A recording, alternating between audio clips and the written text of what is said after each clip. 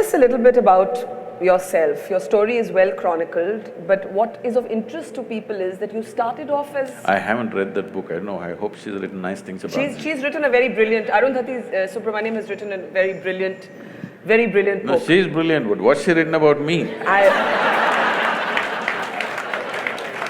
One of the things that she has said is that you give great space for dissent. You like a good argument.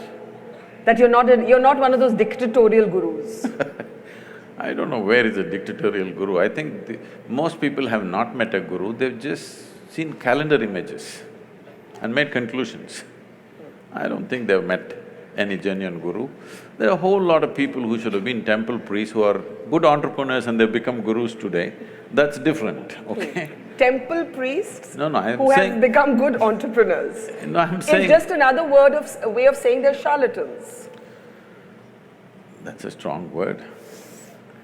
Maybe that's enterprise. I'm not an enterprise. So because I'm not an enterprise, I want everybody to ask whatever the damn question they have. It doesn't matter how ridiculous or how intelligent, how nonsensical it is, it doesn't matter. If the question means something to you, it means something to me. It doesn't matter how brilliant it is, if it doesn't mean anything to you, I'm not willing to listen to it. But you're saying that many people who are positioning themselves as gurus are really only elevating themselves and fooling people. I didn't say that. Okay, I'm saying that. I'm saying… The thing is, there is a vacuum, somebody is trying to fill it. Yes, and Sadhguru, you have Are been… they qualified to be that? Questionable thing. But a very genuine concern, and you have been on some of my television programs where we have spoken about this, is whether God men are often con men. And how does this lady here know the difference between who's a God man and who's a con man, and is a human being capable of being a God man? Do you think of yourself as a God man? Why are you underestimating that lady?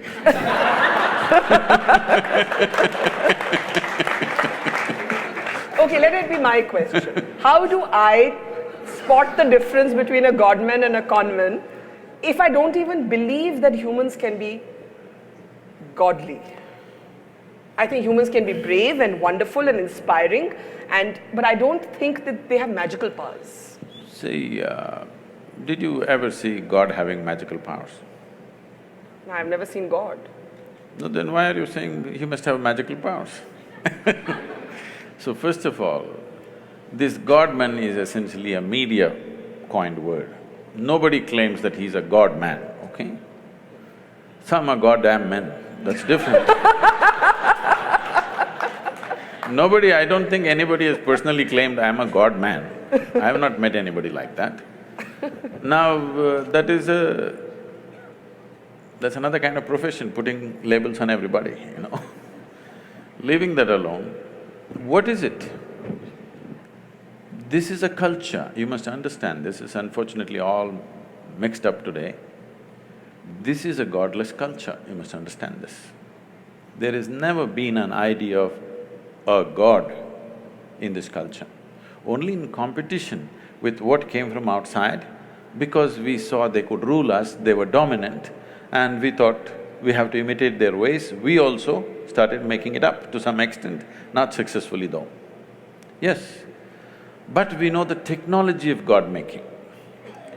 When I say technology, we're using the English word God, but that word doesn't exist in India.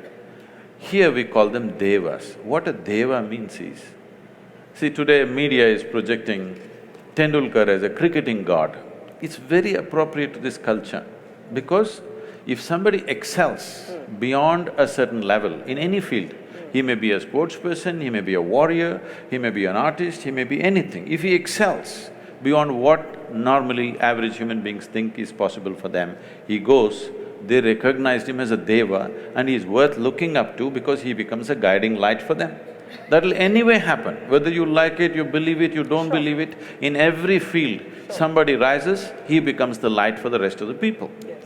So similarly in the inner spaces, when I say the inner spaces, the quality of your life is not determined by what kind of house you live in, what clothes you wear, what car you parked outside, what things jing-bang happening around you, no. This moment, how joyful, peaceful, blissed out you are within yourself.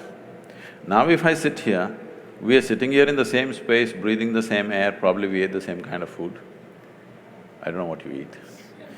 But if I sit here now with my eyes closed, the way I am within myself, I will not exchange this for anything in the universe. Now, when people see, no matter… the number of things I'm managing is insane. Everybody thinks, Sadhguru, is it possible? You must go crazy someday.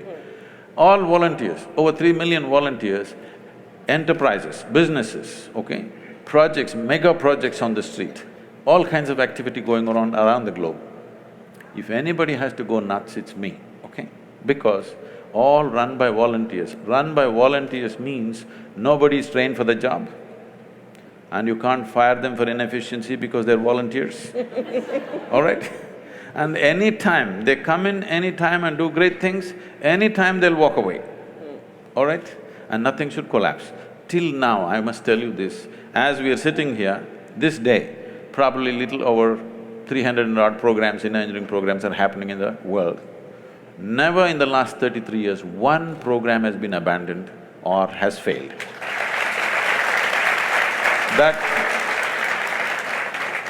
That takes enormous management. But nobody will ever see me getting angry or miserable or tensed out or stressed out. You've never lost your temper? You want me to know? Do I look like I'm incapable of that? It's not that. It's not that I'm incapable of anger. It's just that I've never given that privilege to anybody.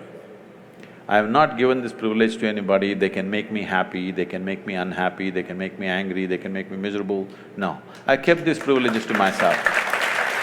So, people… you were talking about miracles or whatever, people ask me, Sadhguru, everybody in every ashram, miracles are happening. You are beating all the miracles down. If we say something happened, you make us look like fools. No miracle. I say, what, you want me to pull a pigeon out of my pocket?